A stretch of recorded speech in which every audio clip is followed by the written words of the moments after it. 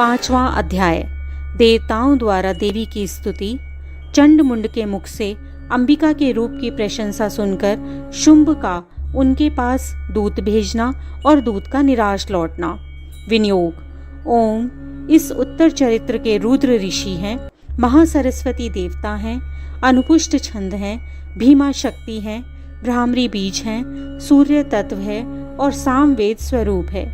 महासरस्वती की प्रसन्नता के लिए उत्तर चरित्र के पाठ में इसका विनोद किया जाता है। ध्यान।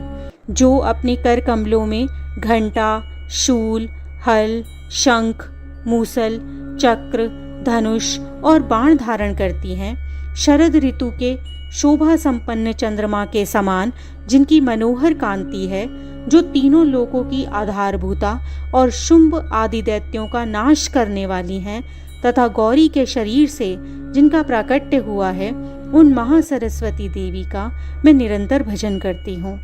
ऋषि कहते हैं, पूर्व काल में शुंभ और निशुंभ नामक 2 असुरों ने अपने बल के घमंड में आकर शचीपति इंद्र के हाथ से तीनों लोकों का राज्य और यज्ञ भाग छीन लिए। वे ही दोनों सूर्य, चंद्रमा, कुबेर, यम और वरुण के अधिकार का भी उपयोग करने लगे। वायु और अग्नि का कार्य भी वे ही करने लगे। उन दोनों ने सब देवताओं को अपमानित, राज्यभ्रष्ट, पराजित और अधिकारहीन करके स्वर्ग से निकाल दिया।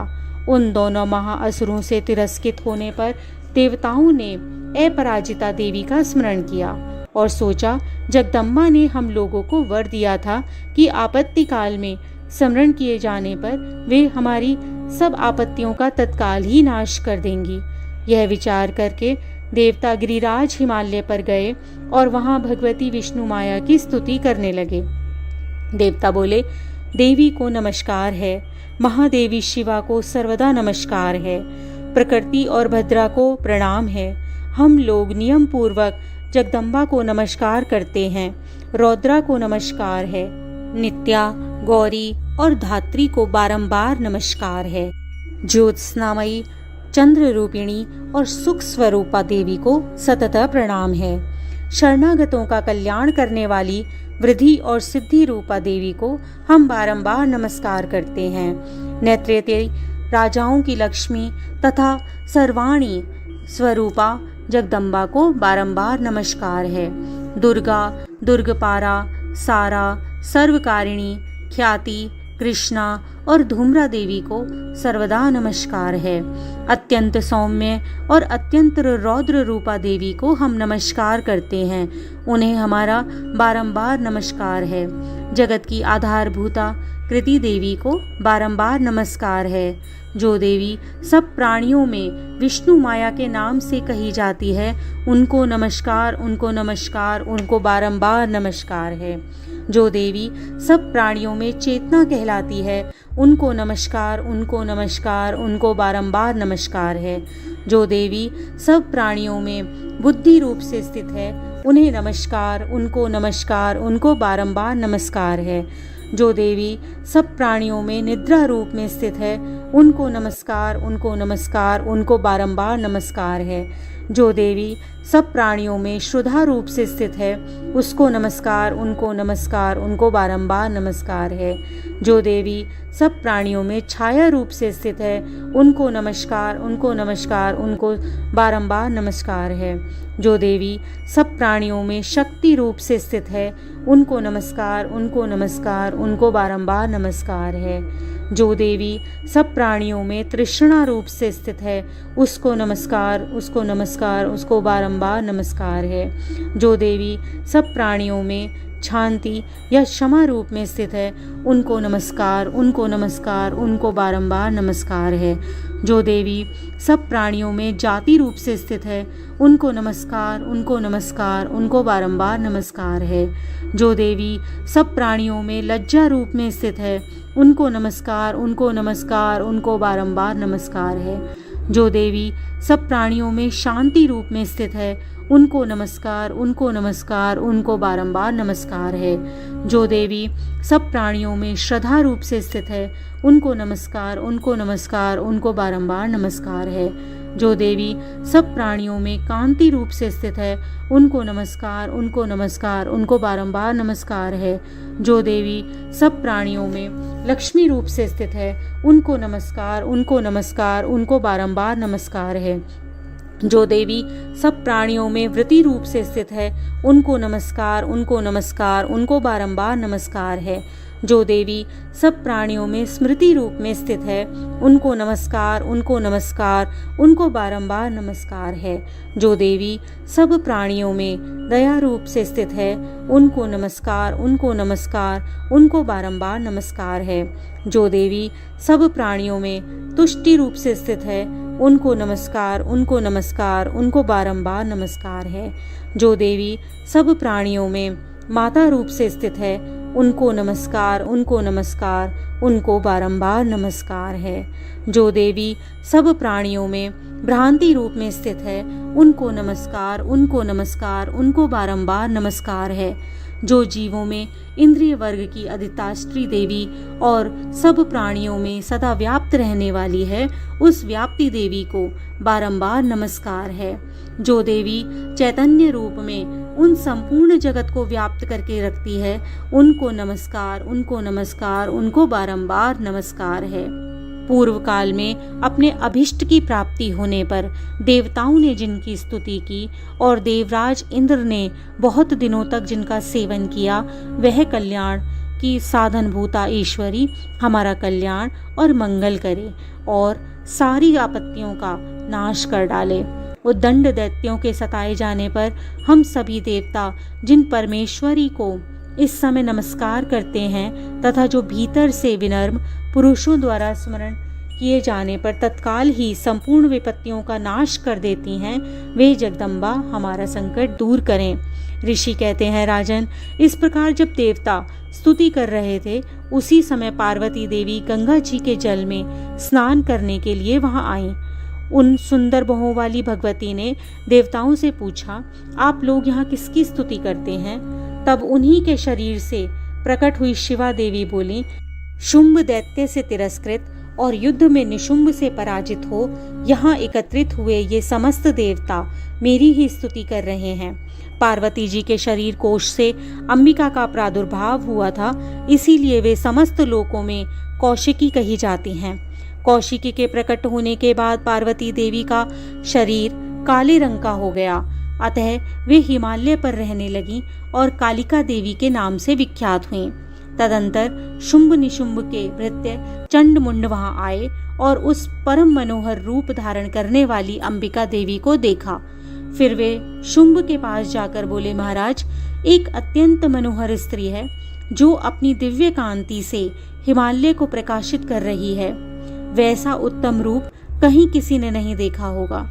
असुरेश्वर, पता लगाइए वह देवी कौन है और उसे ले लीजिए। स्त्रियों में वह रत्न है, उसका प्रत्येक अंग बहुत ही सुंदर तथा श्री अंगों की प्रभा से संपूर्ण दिशाओं में प्रकाश फैला रही है।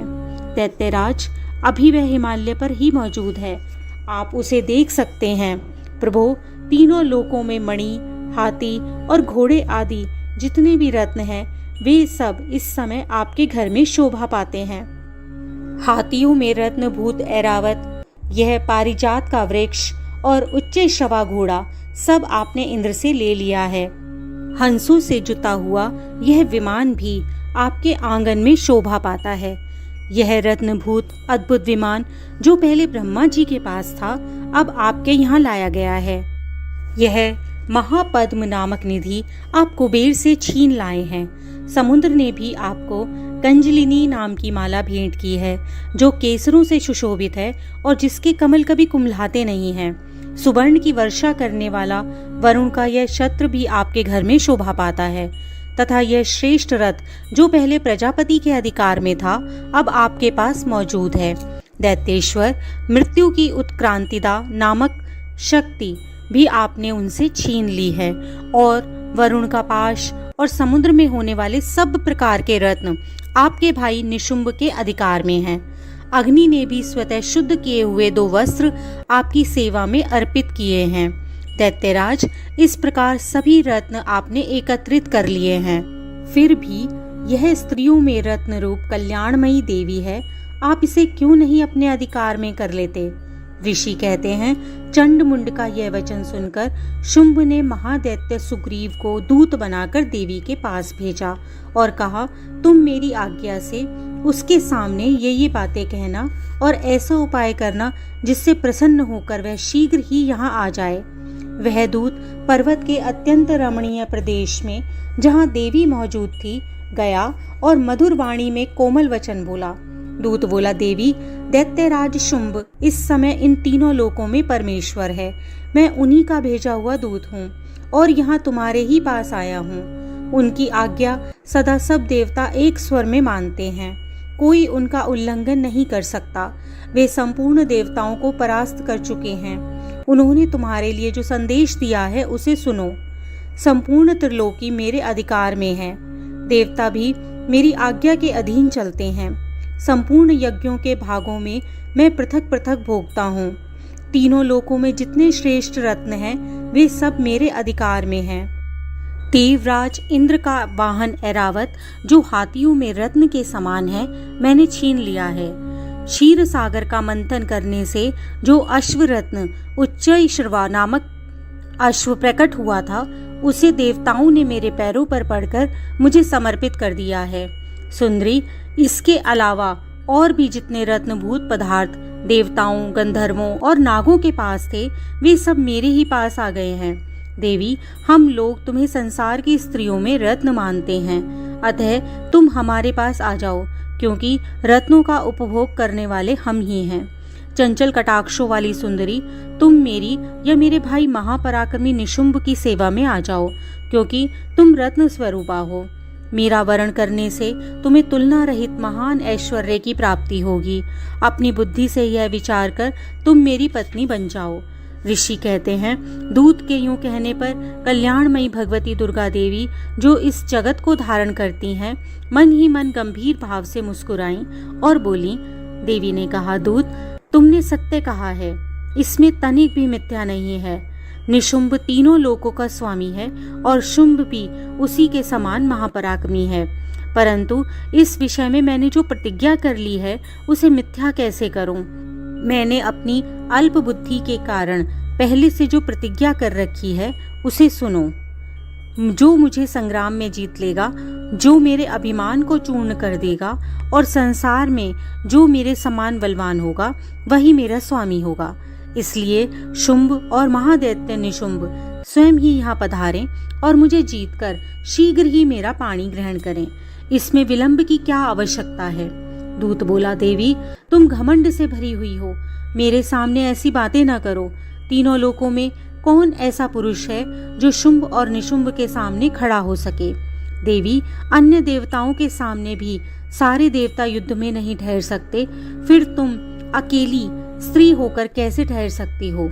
जिन शुंभ आदि दैत्यों के सामने इंद्र आदि सब देवता भी युद्ध में खड़े नहीं हुए, उनके सामने तुम स्त्री होकर कैसे जाओगी।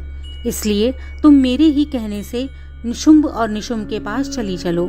ऐसा करने से तुम्हारे गौरव की रक्षा होगी, अन्यथा जब वे केश पकड़कर घसीटेंगे तब तुम्हें अपनी प्रतिष्ठा खोकर जाना पड़ेगा। देवी ने कहा, तुम्हारा कहना ठीक है, शुंभ बलवान है और निशुंभ भी बड़े पराक्रमी हैं, किंतु क्या करूं, मैंने पहले बिना सोचे समझे जो प्रतिज्ञा कर ली है, अतः अब तुम जाओ और मैंने तुमसे जो कुछ कहा है वह सब दैत्यराज से आदरपूर्वक कहना, फिर वो जो उचित जान पड़े करें। इस प्रकार श्री मार्कंडेय जी पुराण में सार्वणिक मनवंतर की कथा के अंतर्गत देवी महात्म्य में देवी दूत संवाद नामक 5वां अध्याय संपूर्ण हुआ। बोलो देवी मैया की जय। इसी प्रकार की अन्य व्रत एवं पौराणिक कथा कहानियों के लिए हमारे चैनल को सब्सक्राइब और शेयर करें, ताकि आप भी दूसरों तक इन्हें पहुंचाकर धर्म लाभ प्राप्त कर सकें।